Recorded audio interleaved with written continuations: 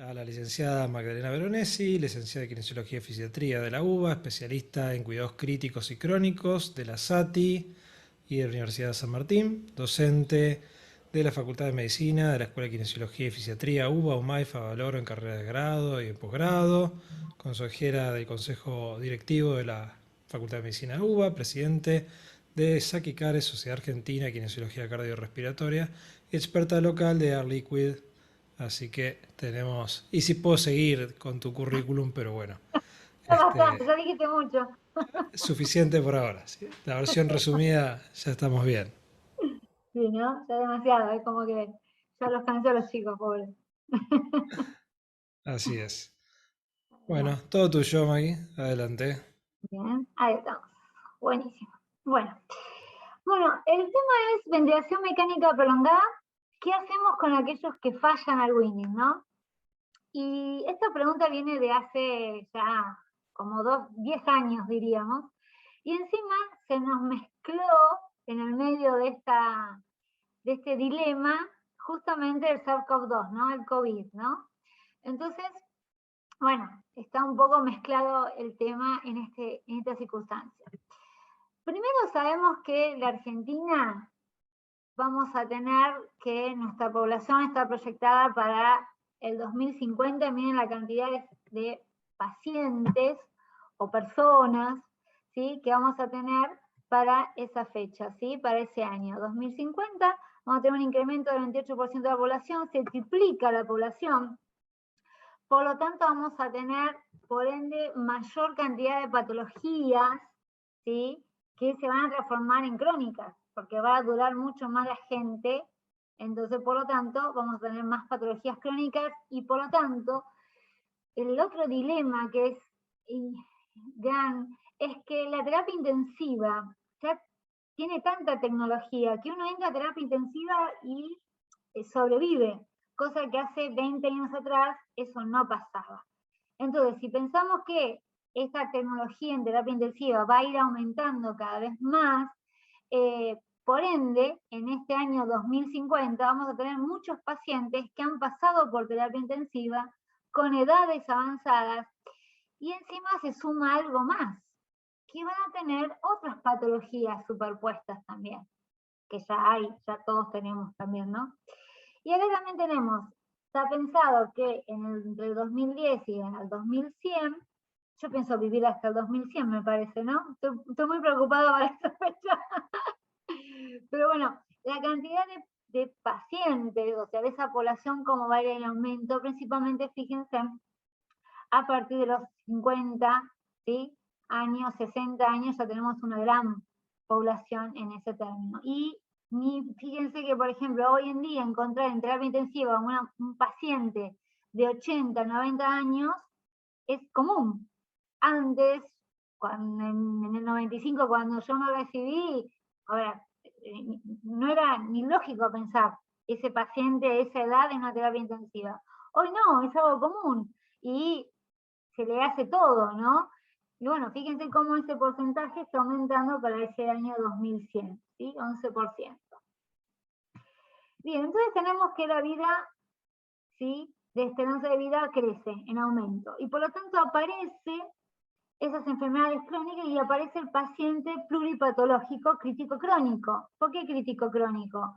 Porque son patologías que son crónicas que en algún momento se reagudizan, se transforman en críticas, vuelven a una internación, salen de esa internación, entonces el paciente además empieza a perder una cantidad de funcionalidad y una calidad de vida también importante.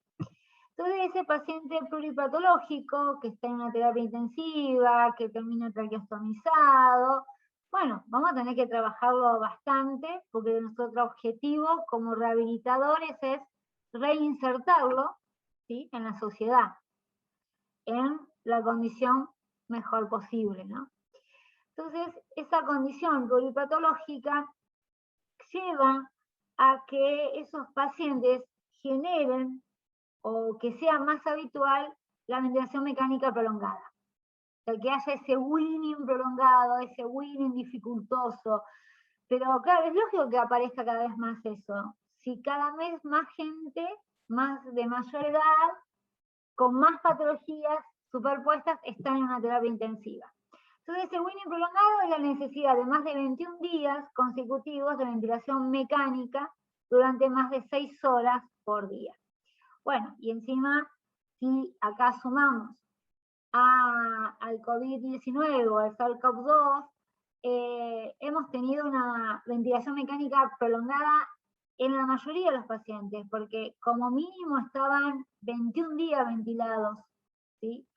Y de esos 21 días ventilados, recién comenzábamos a hacer ese destete de la presión positiva, o sea que continuaban conectados, duraban un mes más, y recién capaz ahí empezábamos a desconectarlo del respirador, y además en ese momento también teníamos que trabajarlo neuromotor, cognitivamente, y encima sumado a una patología que estábamos conociendo a medida que atendíamos a los pacientes. Sabemos que el SARS-CoV-2 es una patología en la cual, aunque el paciente tenga las mismas variabilidades, actúa de distinta manera, ¿no? Y además hay pacientes que tienen trastorno del endotelio, hay trastorno vascular que otros pacientes no lo tienen. Entonces se van sumando y que eso nos conlleva a que, por supuesto, sea un paciente con un weaning prolongado, una ventilación mecánica prolongada. Y además se nos sumaba que el paciente estaba en decúbito prono. Por lo tanto, también se nos sumaba otros tipos de complicaciones, úlceras por presión, pacientes con diálisis, pacientes que se nos fueron sumando con esto de la pandemia y encima con la pregunta inicial, ¿no? ¿Por qué el weaning es prolongado? ¿Por qué es tan común el weaning prolongado? Bien, entonces, el problema, o sea, tenemos un paciente problema, que es un paciente con enfermedad pluripatológica que se le suman varias patologías. Supónganse un hipertenso, diabético y encima, como el año pasado nos pasó, con COVID-19. Más, por ejemplo, con obesidad. Más hiperactividad bronquial. O sea, también más alteración de la parte vascular. Bueno, era un combo, ¿no? Era un paciente problema. Entonces teníamos que abarcarlo en todas las aristas.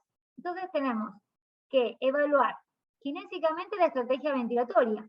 ¿Qué modos colocábamos para lograr nuestro objetivo, que era, ¿no?, desconectarlo de la presión positiva, lograr que el paciente vaya a un centro de rehabilitación, lograr que vaya a clínica médica, lograr que vaya directamente al domicilio y en las mejores condiciones posibles, ¿no?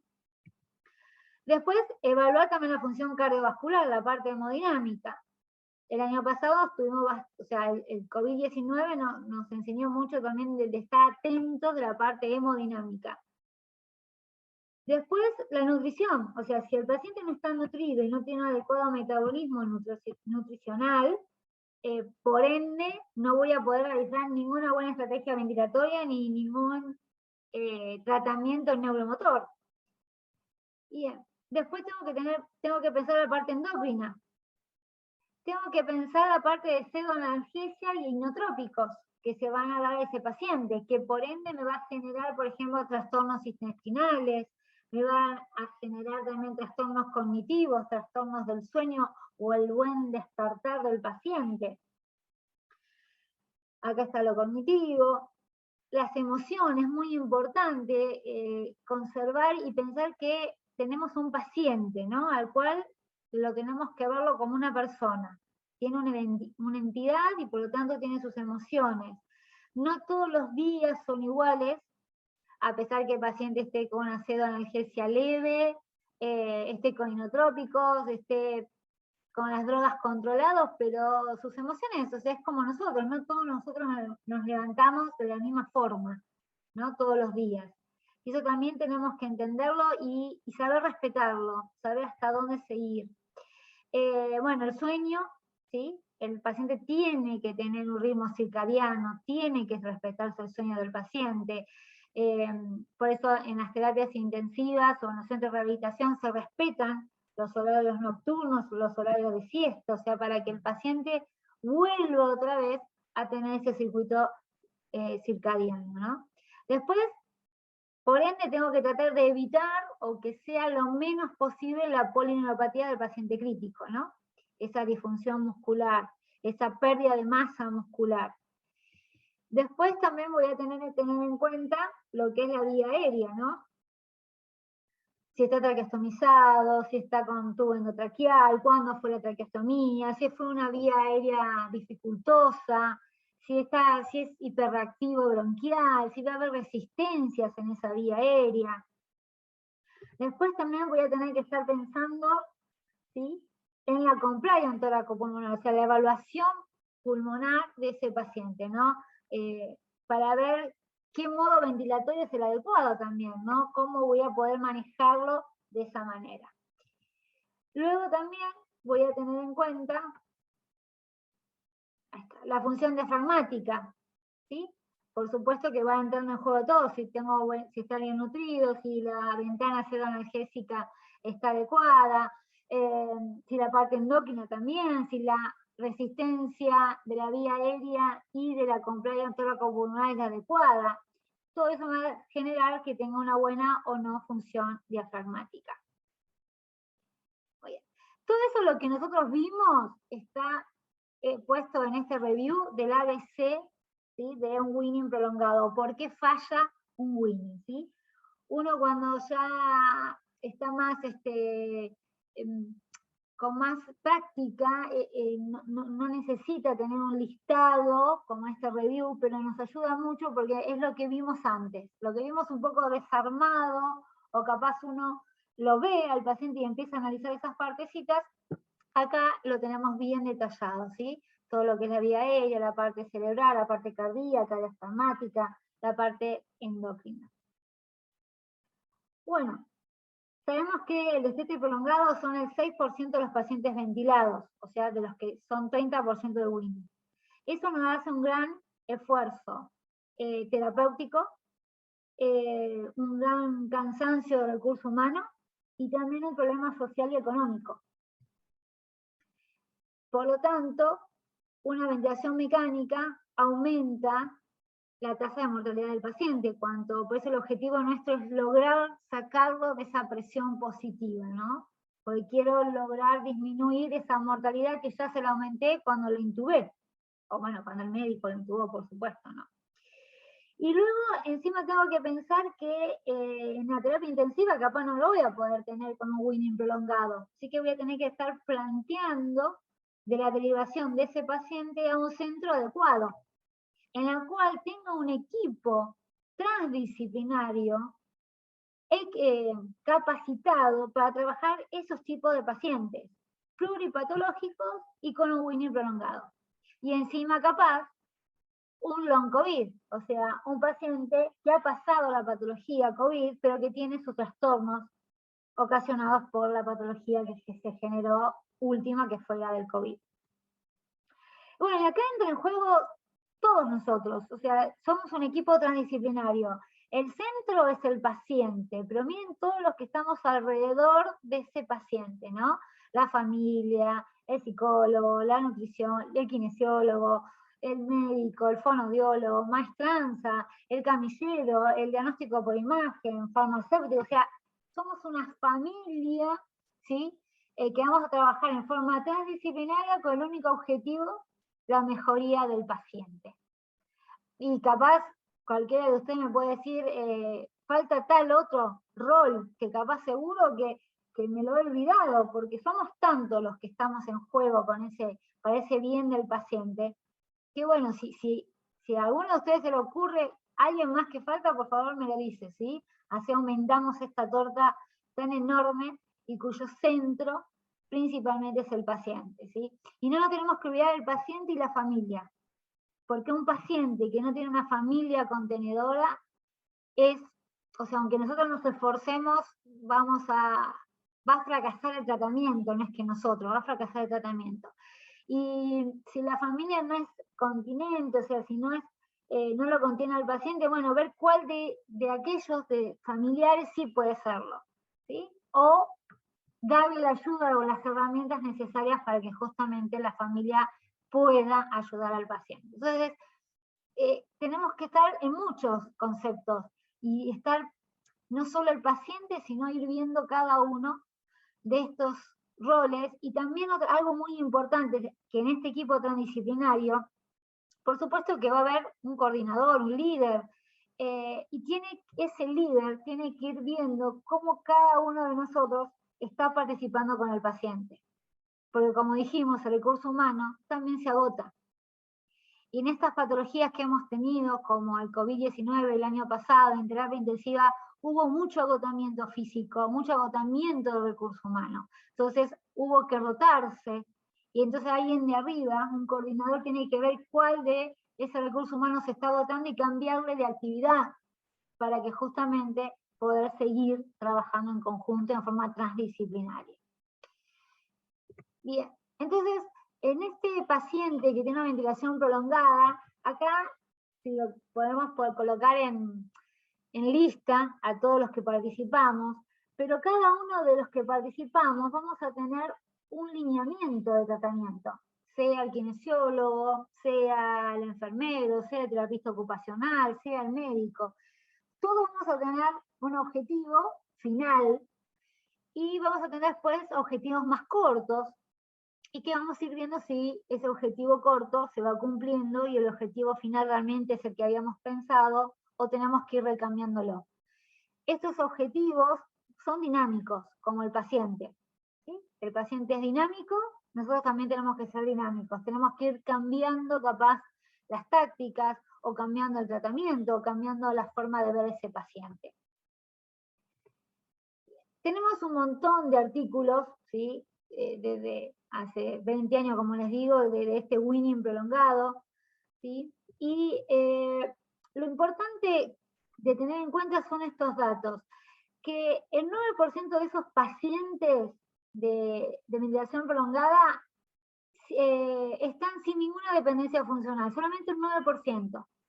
Un 26% están con una dependencia, ¿sí? Y el 65% están totalmente con una dependencia, sea mecánica, por un ventilador, sea por una asistencia para la marcha, sea una asistencia para la comunicación verbal, pero hay una dependencia total del 65%. Ese es un dato muy importante a tener en cuenta. Bien. Y como dijimos, la polineuropatía del paciente de ventilación mecánica está asociada, ¿sí?, con esta nutrición, con esta pérdida de masa muscular. Entonces necesitamos tener un buen músculo, sea diafragmático, sea cuádriceps, sea gemelo, sea un pectoral. O sea, necesito que todo ese paciente tenga una buena masa muscular, que sus músculos tengan una buena potencia, que puedan vencer determinadas resistencias, que el paciente logre una eficiencia aeróbica, porque yo quiero lograr que el paciente vuelva a tener sus gestos motores, ¿sí?, totalmente automáticos, ¿sí? Entonces tengo que pensar en gesto motor y no solamente en un músculo. Tengo que pensar en cadenas musculares, ¿no? Y ahí va también el trabajo nuestro, si voy a trabajarlo en cadenas musculares cerradas, en cadenas musculares abiertas, ver en dónde trabajo esa resistencia. Y tener, por supuesto, una adecuada nutrición que vaya acorde al paciente y acorde al objetivo que yo quiero con ese paciente, ¿no? Bien. Y las estrategias funcionales, o la estrategia mecánica funcional para mejorar esa ventilación mecánica prolongada, tenemos dos formas de ir trabajando al paciente: depresión de soporte o respiración espontánea, directamente el tubo, el tracheo en T o el tubo en T, ¿sí? Entonces tenemos dos tipos de trabajo para ir desconectándolo al paciente del respirador. O lo trabajo en forma asistida mínima, ¿sí?, o lo trabajo directamente a presión atmosférica, ¿sí? Bien, son dos pacientes con distintas patologías, traqueostomizados, pero lo importante es que ese paciente yo tengo que evaluarlo. porque si yo no lo evalúo, no sé si lo que yo estoy trabajando es lo adecuado o no, ¿no? O si voy bien en buen camino. Bueno, puede evaluarlo con distintas variables respiratorias, va a depender a cuál sea mi objetivo. Voy a analizar curvas.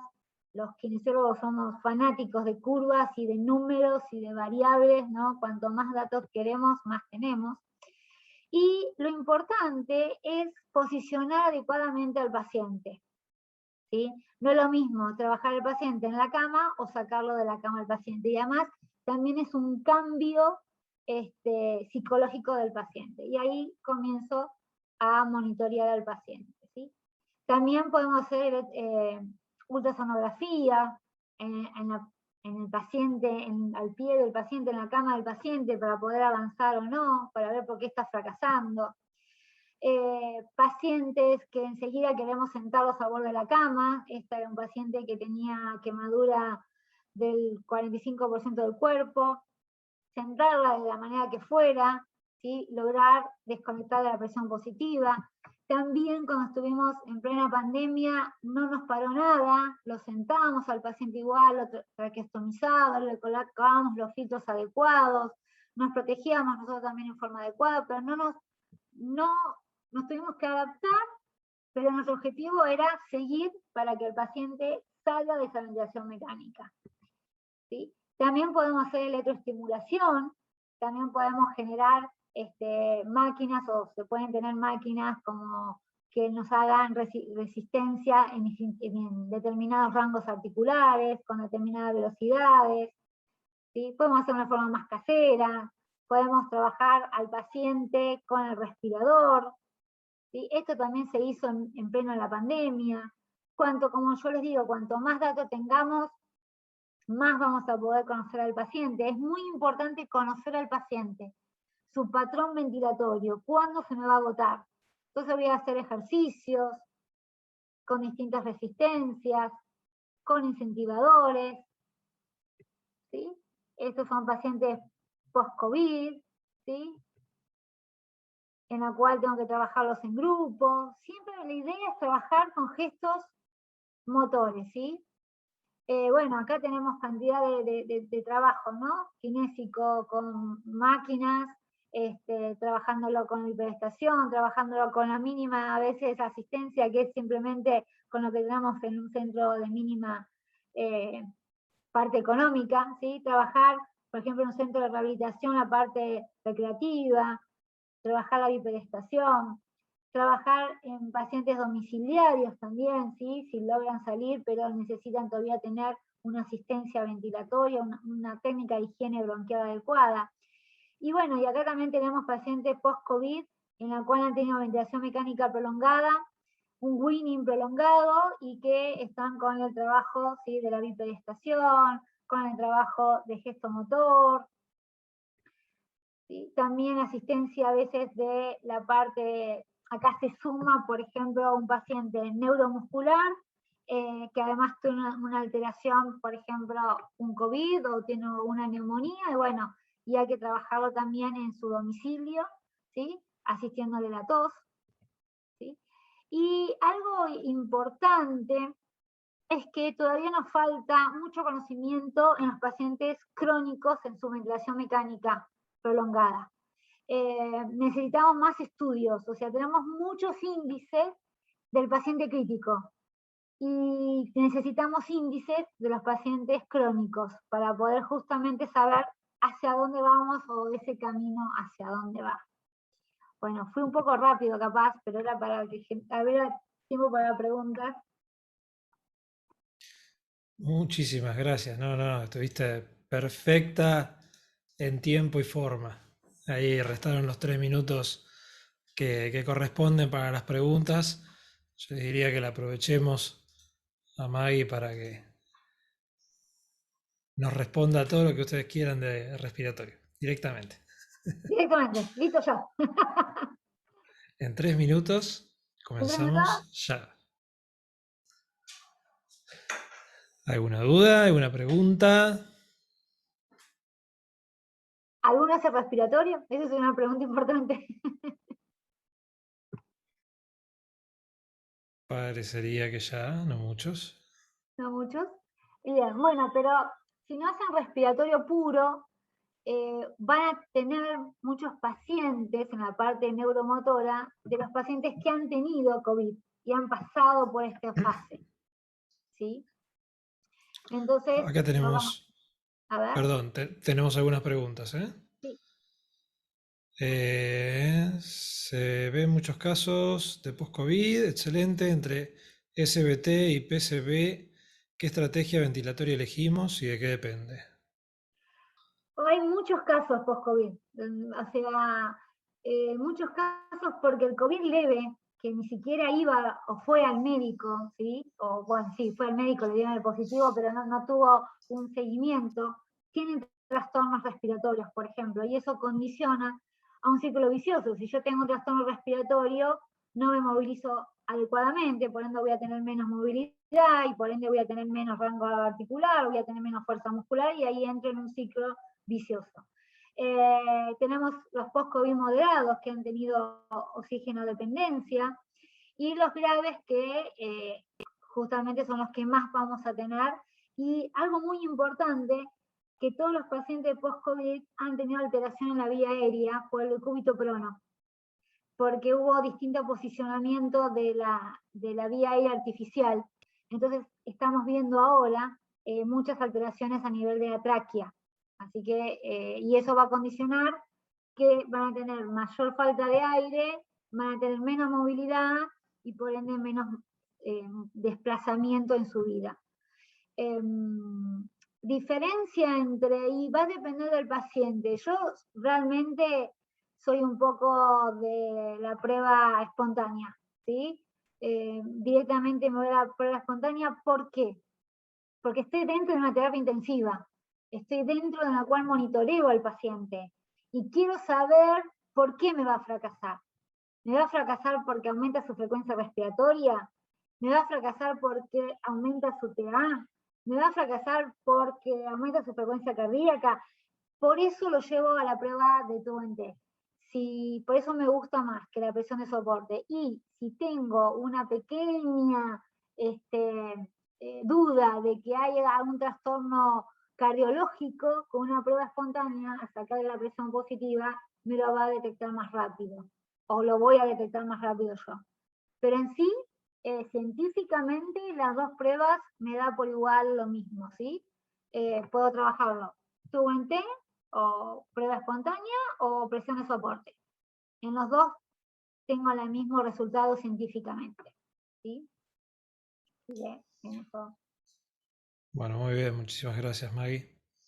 Solo para agregar un comentario, me están empezando a llegar pacientes con lesiones nerviosas por el decúbito prono, por compresiones radiculares, ¿no? Que se han dado, mismas compresiones de miembro inferior y con problemas, lesiones nerviosas de plexo braquial, ¿no? ¿Sí? Así que hay otra área que nada tiene que ver con lo respiratorio y que es más que todo con lo motor y con la parte de agentes físicos y electro. Y también van a encontrar alteración del ciático por grito externo, por los decúbitos prono, y también problemas. Ustedes piensen que en el decúbito prono el paciente estaba totalmente bloqueado muscularmente, los músculos eran nada, o sea, no tenían tono. Entonces, cuando uno generaba el decúbito, el cambio de decúbito, si no se generaba adecuadamente, uno llegaba a ver alteraciones que uno, a la parte lumbar, porque no lo generaba bien en bloque, no se coordinaba, y uno decía, uy, esto va a generar después alguna lesión radicular, y bueno, y es lo que estamos viendo ahora, justamente. Así que, Bueno, muy bien. Bueno, muchísimas gracias, Maggie.